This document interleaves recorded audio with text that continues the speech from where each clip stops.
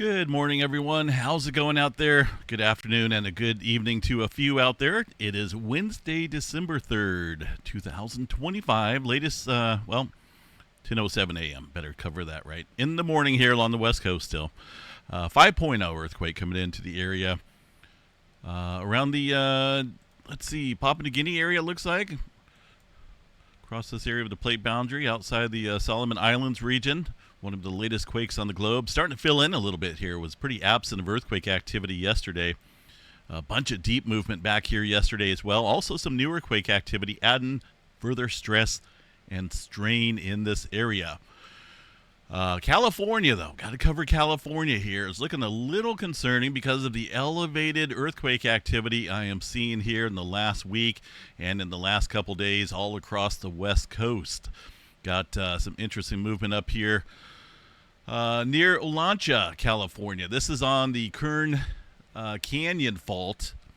I know it's not listed up here on the map, but we're getting some earthquake activity on a fault zone that is got a relatively slow slip rate out here. But there has been some surface rupture here in the last 12,000 years or so.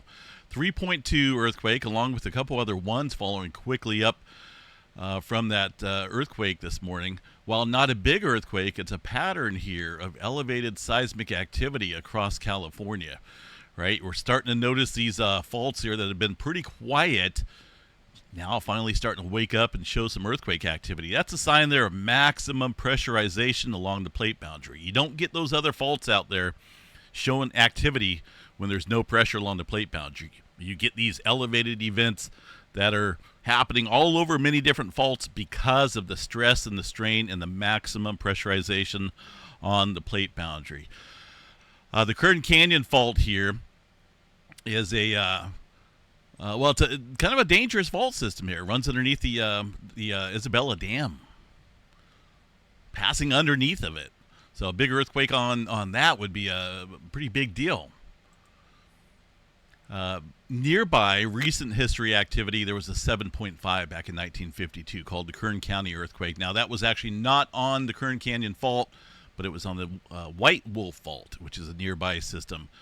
Looks like the latest, somewhat recent moderate activity was a 4.3 back in April along the Kern Canyon Fault. So just kind of watching this closely here. It does have potential to produce some larger quake activity, but I'm more concerned with the plate boundary itself. That's the San Andreas Fault because of, if you've been watching my videos, I'll talk about a lot of the activity that's been happening around the Bay Area. Now we're starting to notice it down here across Southern California. Multiple fault systems have been relatively quiet for a while or starting to show elevated seismic activity out here. And that's a bad sign as we get that maximum pressure building up out here across the plate boundary. Got to be on guard, folks. I think something is in near term here. For 2.5 and above, here's the last 24 hours. There's a couple earthquakes there this morning near the Olancha area. There's 3.2. Also Tom's Place up there around Long Valley Super Volcano, 2.7. And aside from that, various fault systems out here showing elevated small microquake activity. Even some up here down here around the Santa Barbara area, Ventura. 2.9 yesterday. Handful of other ones in there as well. It's just not one concentrated area. It's not like we're seeing just a compact swarm along the San Jacinto Fault Zone. It's been happening. It seemed like it started up here in the Bay Area, and now it's centered right here around Southern California. San Andreas Fault, they're quiet for now, but there was this one earthquake right at the Parkfield section and the locked area of the southern branch of the San Andreas Fault, a 2.0 from yesterday. I don't recall the last time I've seen something on there. In fact, the Parkfield section, it's been getting a little bit of earthquake activity, and this is why I think we're coming up here on the 6-pointer pretty soon, because this area has some regular intervals of 6-pointers every 20 to 22 years. Coffee's kicking in this morning.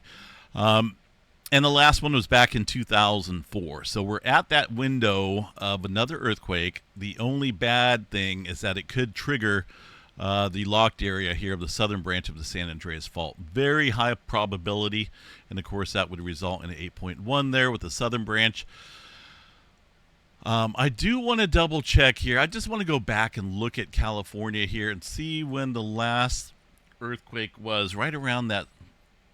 We don't want a magnitude 100. I don't even think, well, I guess it's possible we get slammed by a big comet.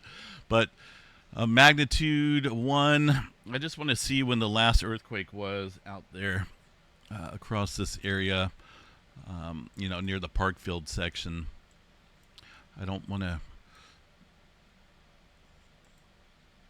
Well, near the Parkfield section and the locked area of the southern branch. Probably going to be quite a bit here, but I just want to look. So here's the most recent quake. Not so much down here. It looks like we had one off of that back in September. But there's the event from yesterday I'm talking about, right there at the Parkfield section, and right where it locks up completely to produce the big earthquakes down south. Looks like we had at least 2 more earthquakes in the same area in the last couple months, but it halts right there. So things are getting pretty compressed out here across California. We do have to be on guard, of course, with all the recent activity up in the Bay region. Look at this, lighting up all over the place out here across Southern California. I honestly, I do think something is in the works out here pretty soon. You have an earthquake out in the San Joaquin Valley, 2.2, 13 miles deep. Now, of course, there's been a lot of subsidence out here because of the groundwater usage. And, in fact, I think we should be able to see some of that maybe on the GPS stations out here. It's kind of interesting how, agricultural, right? There's a lot of agriculture activities down here, so you have to utilize that water, right? Wow, look at that. Look at that. This whole area is sinking, literally. I wonder, that can't be good. And this is around, I pulled up, was it this one outside of Fresno? Well, this one shows it too, but no matter what you look at in terms of the area, it's all subsiding. The San Joaquin Valley is sinking out here because of all the water usage. This one went down, holy moly, almost 1,500 mm over the last few years, or since 2008 or so. Crazy amount of. I'm wondering what this will do for earthquake activity. Look at this one, 1,200.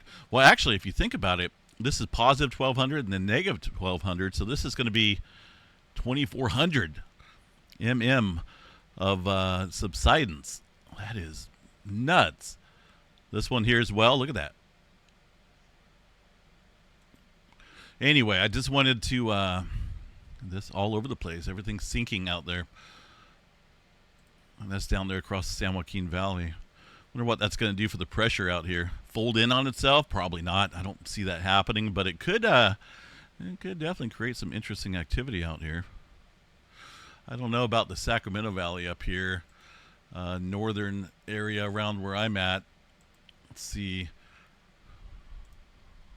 We have some pumping operations out here as far as water usage, but not so much. Let's check outside of Colusa here. Little drop there. Anyway, I got off track there. I was just curious about this interesting earthquake here. It's 13 miles deep underneath this area of Madera in the San Joaquin Valley, where there's a lot of, subsidence going on here. With the subsidence, we have to be getting some, potential maybe for some earthquake activity, right? It's interesting. I'm going to have to look more into that. Either way, part of this whole earthquake deal here, definitely an uptick in the last couple days here across Southern California, in the last week or so up there across the Bay Area. If you look at the last 7 days of activity, and this just covers a couple of the swarms out here. It's been technically the last 30 days where we've seen a lot of activity across the Bay Area, more amplified than normal. Swarms up around Santa Rosa recently.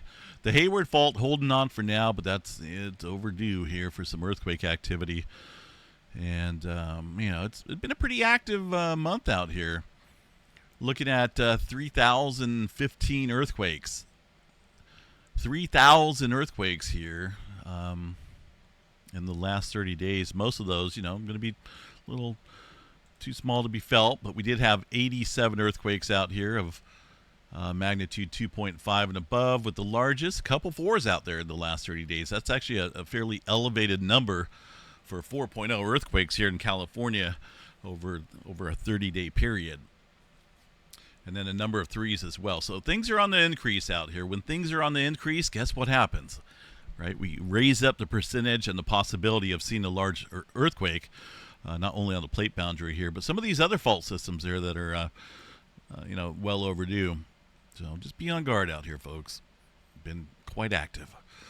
The Bay Area, most of the earthquake activity up there along the Clear Lake Volcanic Field, that's geothermal operations. Aside from that, some earthquakes there yesterday. Quite a bit quieter today in the Bay Area. Most of the movement centered down south here, but definitely keep an eye on that. Not so much in Northern California. Up into the Washington area, a little quiet up there. I don't see too much activity stirring up. We'll give a quick glance here at the volcanoes across that area. By the way, slow slip events there across the Cascadia, it's another sleeping giant. You could write a book out here of natural hazards and disasters that's to come, and I think a lot of these will come sooner than later, because none of these big potential earthquakes happened yesterday, right? We can't say, the Cascadia ruptured 50 years ago, so we're good. We're good for another 300 years. No, that is the hard truth. A hard truth for a lot of people to swallow. But it's coming up, I think. 185 down there across the southern end. Checking out the volcano activity out here across Mount Rainier. Just going to give a quick glance at the, I think this one's still overblown. Let's see here. They did something with it. This is not ice and stuff building up. It's just, look, they adjusted it. Okay, thank you. They fixed it. Not a whole lot of earthquake activity. Yes, there's a couple very small ones, but I don't see anything of any major mentioning out there. Mount St. Helens, run up there across the summit area as well. And the reason why I check these is because of recent earthquake swarms there across a couple of volcanoes out there. You can see some very small background earthquakes there at Mount St. Helens. Nothing big, no major uptick, just a handful of very, very, very small earthquakes there. In Yellowstone National Park, man, there's so many false articles floating around out there saying Yellowstone's getting ready to pop. Crazy, folks. Be very careful where you get your information from out there. I'm letting you know. A lot of fear-mongering out there. I don't fear-monger. I speak the cold, hard truth out here. What I'm talking about when I talk about California seeing this elevated uptick, it's not fear-mongering. I'm showing it to you because it's happening. Fear-mongering was saying, Nevada, watch out, there's a big earthquake swarm out there, and there's only one earthquake. It's like we're seeing an uptick there across California. And I showed you the data to back it up. Yellowstone, there's not a whole lot of data to back up the false claims that this thing is, about ready to pop. Let me show you guys the seismograph stations out here. Oh, we're living in the world of the age of disinformation, folks. It was pretty good for a little while. You can jump on YouTube and see, how to fix your radiator in the car, how to make a prime rib on a pellet grill. We're living in the world of information that way, but now it seems like we're switching over here. There's a lot of AI stuff getting involved out there. Oops, I meant to go back here. Click on this. Not a whole lot going on across Yellowstone, as you can see there. We would see it. There's one earthquake about 3 o'clock in the morning. That is a 1.7. Is that going to make Yellowstone pop? Absolutely not. In fact, we get earthquakes all the time, every month. Sometimes we get these big ones where they stir up, but it's been a little while. It's definitely been a little while since we've had any major big earthquake swarm. You guys want to see what a big earthquake swarm looks like there at Yellowstone? And that started some fear-mongering back in 2008. Let me show you guys. Back when this site used to work good. Let's go to December. Well, we're at December already, and then it was late December. I remember this very well because I'm not going to say any names out here, but that person was saying that Yellowstone's going to blow and that we need to evacuate the area. And I think the FBI even came to visit that person. But they got in a lot of trouble for fear-mongering that. This is what a big earthquake swarm looks like there at Yellowstone. That was a month and a half deal of threes, and we even had some fours out there as well. You know, one could see, wow, look, what's happening here? Getting ready to pop. Not really. There was some inflation going on out there, 2018 or 2008, the end of 2008, like I'm showing you here. A little bit of inflation. Most of it was across the center portion here of the caldera, but it wasn't anything that a super volcano would make before it was actually getting ready to erupt. You know, this is just. I've seen these swarms. We had one back in 2016 as well during the summertime that had a not quite as intense earthquake swarm, but a little bit of inflation going on that caused an earthquake swarm. But it's been a little while. We've been going down in terms of the inflation for the most part out here. But it was neat to watch. Definitely neat to watch. I was up all night watching this, and pretty crazy. But anyway, here we are. It didn't pop, didn't blow. We would see bigger earthquake and way more inflation going on before Yellowstone decided to erupt out there. Even a small eruption, we would notice big uptick. 241 earthquakes, yeah, that happens on any given month out there across Yellowstone. A couple different small swarms out there. I think the biggest, let's see what we got. A little 3.2 up there. This area around the northwestern corner of the park, which is actually outside of the caldera region, is showing a little bit of uplift out here. It's going to be, see, the Yellowstone caldera sits right here. You could probably see the outline there on the map, the topography of the map, just barely. But there is a little bit of uplift up here where that swarm is occurring. Maybe not on that one. I think it's this one right here. See, this one does have a little bit of inflation going on, but nothing of any concern here. This is very small. And it started, it looks like, around 2022 or so. A little bit. Very small inflation going on. And that's kind of where the earthquake swarm is occurring now. But there's, well, in the past 30 days, that's where that swarm has been occurring outside the Yellowstone caldera. All right, enough of that. Let's see here. Nothing major going on across Texas. Another earthquake out here in the New Madrid seismic zone. Two of them, actually. 2.6. Somewhat active out here in the last 30 days. We got 30 earthquakes in the last 30 days at the New Madrid seismic zone. A number of twos, quite a few ones in there as well. Now, it's an active intrafault boundary, intraplate fault system out here that can see some big earthquakes. And that's not fear-mongering. That's just the truth out there, because how do we know? Well, 1811, 1812, seen a series of large upper sevens, maybe even lower 8 megaquake magnitudes out here. It caused a lot of crazy stuff. And I'm sure most of us studied that in school. And they have it listed on the map here in the red, as high as you can go. Well, kind of in the orange, whatever color that is, off color, mustard color maybe, I don't know. Yeah, that area can see some big earthquakes, and it will again in the future. Right now, just a couple smaller quakes there, right smack dab in the middle of that intraplate boundary. So no telling when we could see another one there. I don't recall the intervals. This could vary depending on the motion of the North American plate here. It's not like where it's brushing up against another plate boundary, right? So as the North American plate moves more and more, I think that could affect when we would see an earthquake out here. It's not like California where you build up that stress and momentum. Let's see. So if you look here on the map, it looks super duper quiet out there across the Western Pacific, right? Well, that is something to do with the reporting out here across the USGS map. It looks like they're having a little issue with reporting some of the international quakes, because look here on the globe. There's definitely some earthquake activity out there. There's a 4.6 along the Izu Trench, quite a few 4s up here along the Kuril-Kamchatka Trench, and none of that is showing on the USGS map. So I don't know what's going on there with their reporting. In fact, let's see, we did have that 4.7 coming in right now. Yeah, maybe they're just not. I mean, when they stick to 4.5 and above, I guess that would remove a lot of the quake activity out there. But even so, the EMSC is reporting some quakes above that level. So we do have activity. It's not completely quiet out here. There's that 4.7 there across the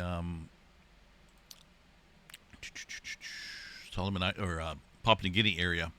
So watch this region. A lot of deeper movement building up back here. So that would put stress and strain out here in this area where we're seeing that quake activity right now. Philippines area looks a little quiet out there. Only a couple smaller quakes today. Not a whole lot of movement. New Zealand, not so much going on either. Just a cluster of deep earthquake activity back here into the Tonga Trench. Alaska, yeah, we got some movement happening up there, including a 2-pointer. It does look like we've seen a couple earthquakes here along the Aleutian Trench in the mid-4 range. Still keep an eye here on the Gulf of Alaska, the subduction zone here. This portion of the Aleutian Trench got some history that has passed since, well, some time that has passed since we've seen a big event out there.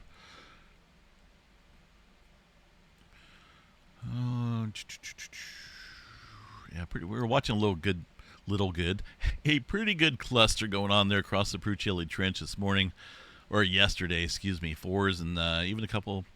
I don't know if we had any 5-pointers out there, but pretty good cluster of earthquake activity yesterday. There's some movement working its way north, it looks like, but that's been an area of interest because of the super dense cluster of earthquakes. Same for the Middle America Trench. So I'll just kind of keep an eye on things here. 3.2 out around the Philippines right now. Kind of spoke that in, right?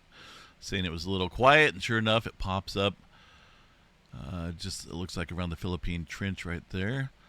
So really no major earthquake activity. And in fact, the largest one in the last 24 hours only goes to 5.6. Aside from that, there's just a bunch of 4s. So nothing major. No major uptick going on there with that coronal hole that was facing us because right now it's off here. This is a more recent image, which is turned away from Earth. Magnetic lines are facing probably away from the planet right now. So that's 2 in a row here that the coronal hole activity did not stir up earthquake activity. As far as large movement, someone asked me, I did see a comment here.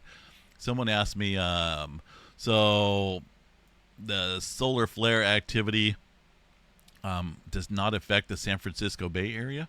You know, when we're having that little uptick, that can happen by chance. You know, we've seen it before. I don't think an uptick in microquake activity or even low magnitude earthquakes are a sign or as a result of space weather activity.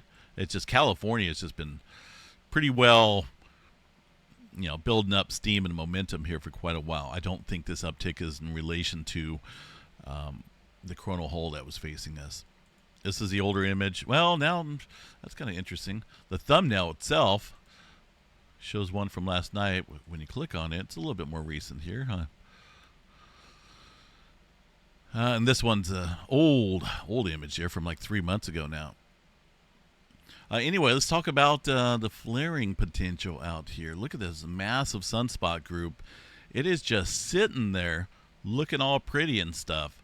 Massive area, one of the more massive sunspot groups that we've seen this solar cycle 25, and it's just kind of sitting there. As I said, you know, front and center stage there, but it's not producing anything major. It is sizzling here with a bunch of C-flare activity. There's the X-flare a couple days ago, almost 3 days ago now. We still have quite a bit of complexity here within the magnetogram image that shows all that popcorn color here in the sunspots. Waiting on it. Waiting on this thing to produce a major flare, but we'll see what happens, I guess. Also, another area up here that produced the most recent X-flare there about 3 days ago. We'll just wait. You know, number of sunspots out there. They got potential, but they have yet to produce anything major and Earth-directed. Aurora activity looks like it is starting to stir up a little bit. It's a little early, though. That was supposed to come in, I think, later tonight. around 2100 or so. We're a little early. We're at 1830. 2100 supposed to be the G2 class storm that has arrived a little early. So this is just a fairly dense shot of plasma, and you can probably see it here on the solar wind stream. Well, no. Let's see here. So speed kicked up a little bit. The plasma slightly, just below 20 or so. I think that's what they forecasted. So this is definitely the arrival of that G2 storm they were calling for tonight. A little bit early. What's happening is the BT-BZ component there. Notice these negative red dots there below zero, so negative 10 territory or so, allowing that high-speed solar wind stream, even if it's minor, and a shot of the plasma, even if it's minor, to amplify the auroras out there right now. And that's what's happening across the area here in the red and yellow. We'll see if this lingers over tonight here across the North American side, but got some stormy conditions out there. Not severe weather like thunderstorms, but space weather activity. Not, it's not the best time there for the North American side, but we'll see if that lingers into tonight. Possibility. Beautiful moon out there, almost 97. Well, it is 97% illumination, almost full. And, of course, there's our sunspots. We'll watch that. Flare threat still remains elevated. I don't see the sunspots dying off and going away. They're still holding steady in terms of complexity. 30% chance there for an X flare. M flare at 75% chance. C flare at 99% chance there. Let's see if the asteroid list has been updated. They've been slacking on this a little bit. Yes, they did. All right. A round of applause there. Okay. 36-foot bus-size asteroid. That's coming in, looks like today. That's a long ways away, though. Almost 2 million miles. Here's this one. This one's coming in pretty close, but it's only an 18-foot car-size asteroid. Close, but not super close. Not anything really to worry about. Everything else millions of miles away. So that is good news with regards to any space rocks headed to the planet. They're just passing by safely for now. Marginal risk for some severe weather across the extreme southeastern area of Texas there along the Gulf. Looks like mainly, a little bit of hail down there. Just a little threat for some large hail across Houston area. Oops, wrong window. So let's take a look here at the long-term models, see what's going on. There's that severe weather firing up. There'll be some just rain and whatnot and thunderstorms out there across the south today. Let's see, let's put this into motion. Man, the Pacific Northwest is getting slammed here. California, hopefully it stays like that. It does look like we'll return to a wetter pattern here. Maybe it starts right about December 12th. So next Friday or so. Next week. Looks like the storm track shifts a little south. I'm hopeful for that because we don't need sunshine and dry weather out here across the West Coast. That can actually be pretty bad news here for the drought. Or we're not in a drought yet, but if we don't get any rain, we will be. Total accumulated precipitation runs out here for the country. A little light out there across Northern California, but at least it's shifting down south a little bit. Hopefully it holds out like that.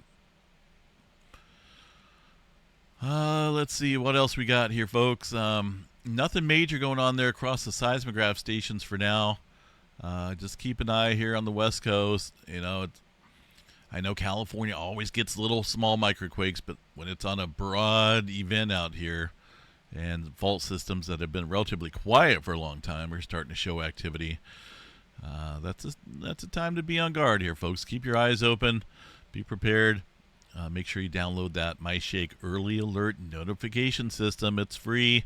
There's no gimmick behind it. It just alerts you whenever there's an earthquake nearby. It saves you. It can vary depending on how close you are to the earthquake.